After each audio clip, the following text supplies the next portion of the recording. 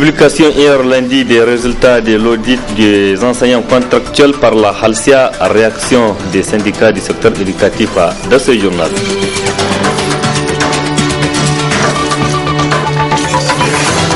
Du matériel pour assainir la ville de Niamey, un geste du projet de gestion des risques de catastrophe et de développement urbain PGR-C2U réceptionné ce matin.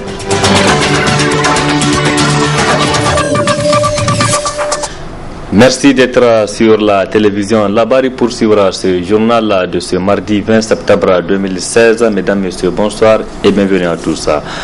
Je le disais dans le titre, un important lot d'engins a été mis à la disposition de la ville de Niamey par le projet de gestion des risques de catastrophe et de développement urbain PGR-C2U. Un geste pour contribuer à assainir la ville de Niamey en la débarrassant des ordures ménagères. La cérémonie de réception de ce don s'est déroulée ce matin dans le camp des sapeurs-pompiers et Lazare. C'était en présence de nos reporters Ibrahim Abdou et Nasser Dantoufou. 30 conteneurs de 30 mètres cubes chacun, 3 camions tout-terrain, 2 tracteurs pelles et une balayeuse mécanique. Le tout d'un montant total de 1,47 milliard de francs CFA que le projet de gestion des risques de catastrophe et de développement urbain PGR-C2U a mis à la disposition de la ville de Niamey pour pouvoir mener à bien sa mission, celle de contribuer à l'assainissement et à l'amélioration du cadre de vie de la population de la capitale.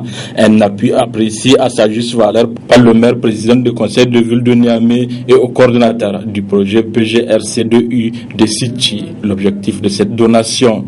Le présent appui du projet de gestion des risques de catastrophe et de développement urbain à la ville de Niamey, à travers le ministère de la Ville et de la Salubrité urbaine, vient renforcer les capacités de la ville de Niamey dans l'amélioration du cadre de vie de nos populations afin que le rêve de faire de Niamey-Niala soit une réalité.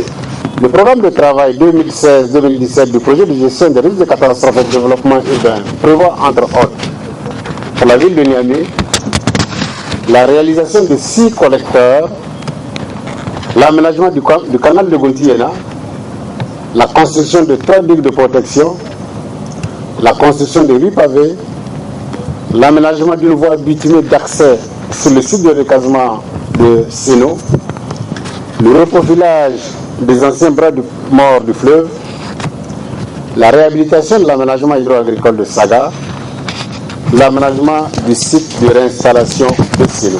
Les principaux bénéficiaires joueront leur partition à travers une utilisation rationnelle de ces matériels-là. La situation en matière d'assainissement, malgré les différentes interventions de la ville de Niamey, à travers l'État et ses partenaires, pour un environnement sain et salubre, est loin d'être reluisante. Avec l'envahissement actuel de notre capitale par les déchets, les ordures et les eaux usées. Le rêve de voir la ville de Niamey propre, où Niamey-Niala n'est pas seulement l'affaire du gouvernement ou des municipalités, mais plutôt une affaire de tous les habitants de notre capitale. Je voudrais à cet égard, une fois de plus, exprimer la gratitude et la profonde reconnaissance du gouvernement de la République du Niger à l'endroit des partenaires techniques et financiers, particulièrement la Banque mondiale et le Fonds pour les pays les moins avancés, pour leur accompagnement de notre pays dans son noble combat pour l'amélioration des conditions de vie des populations nigériennes. J'exhorte donc d'une part les responsables de la ville de Niamey à jouer leur partition à travers une utilisation rationnelle de cet investissement pour améliorer l'assainissement et la stabilité de notre capitale, et d'autre part, les populations de Niamey bénéficier des actions ouvrages à jouer la leur à travers la culture et le développement d'un esprit de civisme à l'égard des investissements qui seront réalisés. Ainsi, le projet de gestion des risques de catastrophe et de développement urbain a prévu un investissement de plus de 20 milliards de francs CFA pour le compte de la région de Niamey. Plus de 2000 enseignants fictifs et en situation d'irrégularité ont été détectés par la haute autorité à la lutte contre la corruption et les infractions assimilées Halsia au terme d'un audit dans 6 des 8 régions du Niger. Ces résultats ont été publiés hier lundi au cours d'un point de presse. Réaction ce mardi des syndicats de ce secteur. Reportage signé Ali Cissé Ibrahim et Halidou Bourema. Dans notre pays, le Niger, la corruption ne cesse de surprendre les populations. La dernière fraude mise à nu par la Halsia s'est présentée sous la forme de 2000 agents fictifs découverts au niveau du secteur de l'éducation. Halidou Mounke, la secrétaire générale du syndicat national des agents contractuels de l'éducation de base, fustige la publication du nombre d'agents fictifs décelés par la Halsia. À travers cette investigation de la Halsia, même s'il faut déplorer aujourd'hui le comportement même de cette institution qui n'a pas pu effectuer véritablement ce travail-là. L'identification qui s'est déroulée en main aurait pu concerner les enseignants sur le terrain. Mais il se trouve que très malheureusement, ceux qui étaient chargés de faire cette opération n'ont pas pris soin d'aller en profondeur du pays, n'ont pas pris soin d'aller dans toutes les écoles tel que ça a été demandé. De toute sorte qu'aujourd'hui, effectivement, ils ne peuvent pas avoir la totalité des listes qui leur ont été octroyées. Ils ne peuvent pas trouver tout ce beau monde-là à l'école parce qu'eux-mêmes n'ont pas été en mesure d'effectuer ces déplacements. Et la sortie d'hier de la Halsia, c'était juste de donner des informations relativement à 5 régions sur les 8 régions concernées par cette opération. Nous ne savons pas pourquoi la Halsia était pressée aujourd'hui de donner 5 régions. Et si vous prenez, c'est les régions où nous avons plus de problèmes, les régions où il y a plus d'enseignants contractuels qui ne sont pas concernés par ce rapport qui a été donné hier, notamment la région de Zender, la région de Maradi et la région de Tilaberi. Quant au secrétaire général du Sénat, le tout n'est pas de démasquer les agents fictifs. Le plus important est de savoir quelles seront les sanctions qui doivent être appliquées aux responsables de la fraude.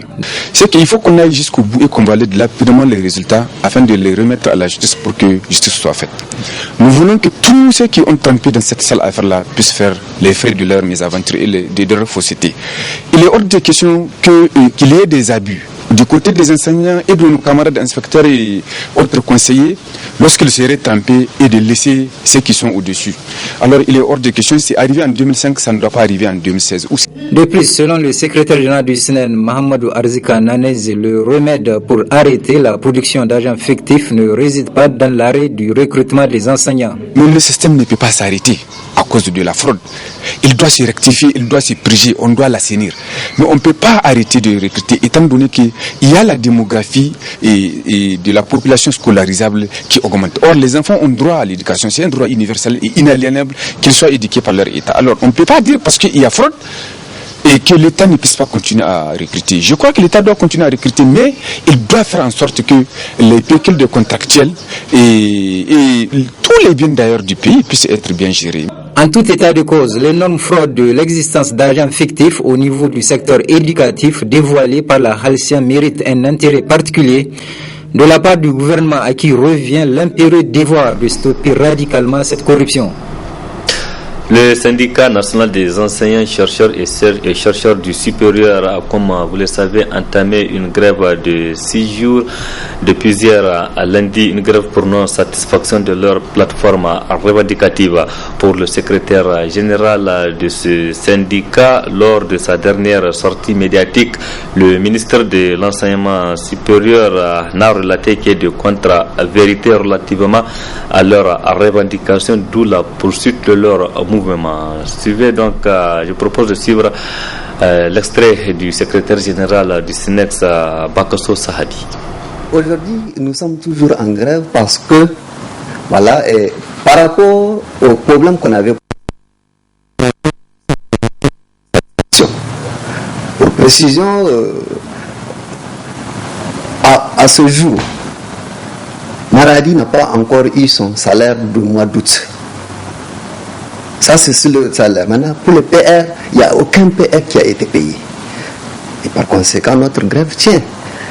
En ce sens, ce qu'il a affirmé par rapport au montant, il parlait de 33 millions à Zender, 33 millions à Maradi et 34 millions à Tawa. Le premier fonds PTT dont il parlait, et c'était en début juillet qu'il était sorti à la télé parler de ce fonds-là.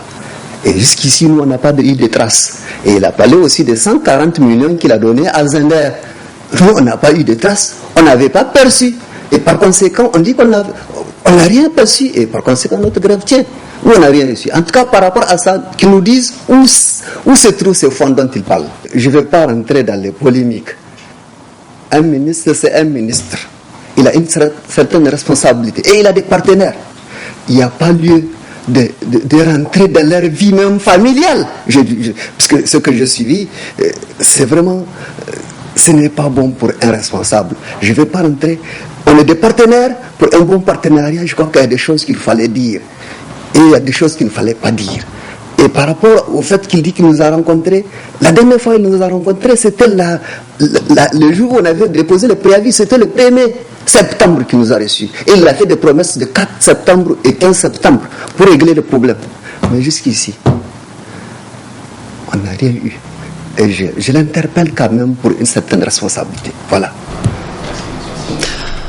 Les enseignants, chercheurs et chercheurs du supérieur, donc à section Zander, eux aussi n'ont pas passé par 1000 chemins pour répondre au ministre des enseignements supérieurs qui a annoncé le règlement des arriérés de salaire et primes de recherche. Le SNEX à section Zander entend durcir le ton pour amener les autorités à prendre en compte leurs revendications. Suivez plutôt. En ce qui concerne la prime de recherche sur les fonds PPTE, comme on a l'habitude de donner au niveau du ministère de l'enseignement supérieur, j'ai pris 100 millions, je dis, il y a 2 mois d'arrêt qui se dessine à l'horizon au niveau de Tawa. Immédiatement, du retour du bac, j'ai fait escale à Tawa pour visiter l'université de Tawa. Le lendemain, j'ai instruit le DRFM et j'ai fait les engagements pour 34 millions pour l'université de Tawa qui éponge, c'est 17 millions par mois en termes de primes de recherche. Et les 66 millions restants, j'ai fait 33 pour Zender et 33 pour Maradi. Mieux, quand je suis arrivé à la dernière libération, c'est 140 millions que j'ai viré uniquement pour Zender. C'est là où on a plus de 6 mois d'indemnité, de retard d'indemnité, c'est ce qu'on appelle prime de recherche. J'ai épongé totalement ces 6 mois quand vous ajoutez les 2 autres mois que j'ai déjà envoyés. En ce qui concerne les salaires, à l'heure où je vous parle, les 4 mois d'arrêt de salaire, les 4 mois d'arrêt sont payés. Ces propos du ministre de l'Enseignement supérieur ont été balayés d'un seul revers de main par le syndicat national des enseignants-chercheurs du supérieur. De tout ce que le ministre Ben a annoncé, il n'en est rien du tout, déclare le SNEX section Zander. Au salaire, effectivement, il y a eu une évolution, mais par rapport aux primes, il n'y a aucune prime qui a été versée. Donc, la plateforme, elle est claire et on a bel et bien dit jusqu'à satisfaction de tous les points inscrits, dont le paiement des salaires et les primes de recherche. Maintenant, il a versé à qui, je ne sais pas. Mais nous, on n'a pas encore eu ces primes et Tawa et Maradi sont toujours dans le problème entier. La section SNEX de Zander est visiblement déterminée à mener le combat jusqu'au bout si aucune solution n'est trouvée à leurs revendications. La grève va continuer, elle va du 19 au 25. Donc, s'il n'y a pas de satisfaction, elle sera reconductible. C'est clair, jusqu'à satisfaction de tous les points. Les grèves sont suivies à 100% au niveau des universités. Et ici, que je suis, je sais que c'est respecté à 100%. Et tous les collègues sont sereins, ils observent la grève jusqu'à satisfaction de leurs revendications. L'année académique 2016-2017 a mal débuté dans les universités du Niger avec des mouvements de grève des enseignants d'une part et des étudiants d'autre part. Restons toujours à Zander où la rentrée scolaire 2016-2017 n'a pas été effective dans les établissements secondaires de la capitale de Damagaram. Au premier jour de cette rentrée, hier lundi, la section lycée et collège a boycotté cette rentrée et en même temps lancé un mot d'ordre de grève de 3 jours. Les raisons de ces mouvements dans ce reportage signé Areta Sala.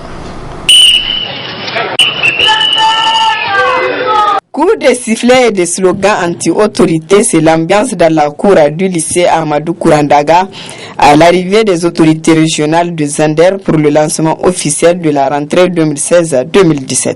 Devant les officiels, les scolaires étaient au créneau pour exprimer leur mécontentement aux autorités qui font sourde oreille devant les revendications des élèves. Et il faut aussi noter la grève de nos enseignants. L'année passée, on a récolté des résultats catastrophiques ici dans la région des Andennes. Il faut dire c'est lié à ces grèves, à ces mouvements de nos enseignants. Donc nous ne sommes pas d'accord aujourd'hui avec cette rentrée. Nous voulons qu'il y ait un cadre de dialogue franc avec tous les acteurs concernés pour que cette année soit une réussite. Nous ne pouvons pas être d'accord à ce que vraiment qu'on se retrouve dans la même situation de l'année passée. Donc cette fois-ci, nous avons jugé utile de lancer ce mot le jour même de la rentrée pour boycotter le lancement de cette rentrée. Présent dans la cour du lycée Amadou Kourandaga, le gouverneur a déploré le spectacle auquel il a assisté avant d'appeler les élèves au dialogue. J'aurais souhaité que la démarche soit autrement menée. Nous sommes des partenaires. Si vous pensez que les conditions de la rentrée ne sont pas au point, il faut venir vers nous. Ainsi, en guise d'avertissement, la section lycée et collège de Zander a lancé un mot d'ordre de grève de 3 jours qui a pris effet hier lundi. Et puis la campagne agricole 2016 continue sans grandes inquiétudes sur l'ensemble du territoire national. D'ores et déjà, plusieurs produits récoltés cette année sont sur le marché. C'est en tout cas le constat de nos reporters Asma ou Nafissa Hassan et Halidou Bourema. La campagne agricole de cette année s'annonce plutôt bonne avec une régularité des pluies enregistrées durant toute la saison pluvieuse.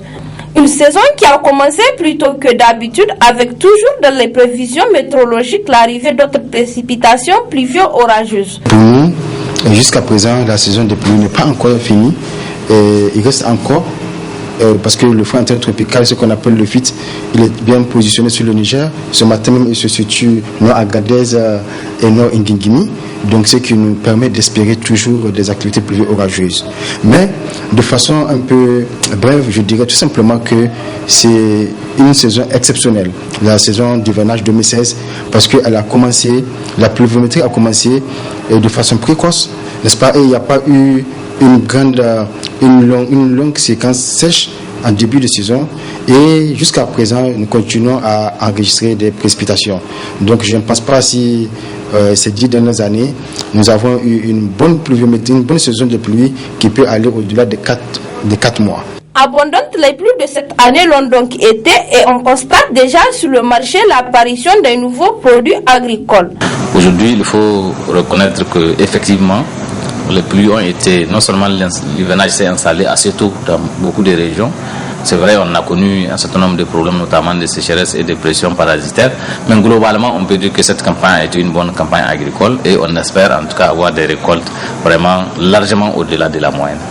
Donc pour nous, c'est une campagne agricole exemplaire. Si on peut avoir chaque année, en tout cas une production agricole comme celle qu'on va espérer avoir cette année, Dieu merci. Bien que on espère encore quelques pluies avant la fin du mois de septembre. Selon les prédictions, en tout cas jusqu'en fin septembre, il va pleuvoir. Et vous avez vu les manifestations même ce matin. Donc c'est pour dire que même les zones qui ont semé assez tard, on peut espérer en tout cas que les cultures arrivent à parachever leur cycle. Selon les spécialistes, si la tendance est maintenue pendant encore un mois, avec une bonne pluviométrie bien répartie dans le temps et dans l'espace, cela permettrait encore de rendre plus optimales les performances de cette campagne agricole. Leur délai expire en principe ce 20 septembre 2016. Ce sont les vendeurs de véhicules d'occasion des alentours du centre culturel Oumar Ganda CCOG jusqu'au rond-point Wadata. Ils sont sommés en effet de quitter ces lieux par les autorités municipales de Niamey dans le cadre de la vaste opération de déguerpissement. Une place leur a été dégagée dans le 4e arrondissement communal de Niamey. Elle pourrait donc héberger jusqu'à plus de 113 parcs, nous rapporte Asama Seydou et Chebi Guisso. Reportage. Suite au déguerpissement fait aux alentours des marchés et espaces publics, c'est le tour des vendeurs de véhicules d'occasion d'être déplacés. Pour ces derniers, une place est en train d'être aménagée. Le SG du syndicat national des importateurs et vendeurs de véhicules d'occasion apprécie le geste de ces vendeurs d'avoir déménagé avant le passage des autorités qui leur ont donné comme dernier délai le 20 septembre 2016. Nous n'avons fait qu'obtempérer aux décisions des hautes autorités, en l'occurrence le programme du gouverneur, savoir que la date du soit retenu pour que les revendeurs quittent les lieux. Parce qu'il faut faire la différence entre le déguerpissement et quitter les lieux. Parce qu'il y a eu quand même des informations qui ont été passées avant. Alors, dans ces conditions, nous avons respecté la date butoir qui était retenue le 20 septembre. Et comme vous l'avez constaté, vous avez vu le visuel, comme je l'avais dit tantôt, les artères sont libérées. Certains de ces vendeurs de véhicules d'occasion n'ont cependant pas encore quitté les lieux par manque de place, disent-ils.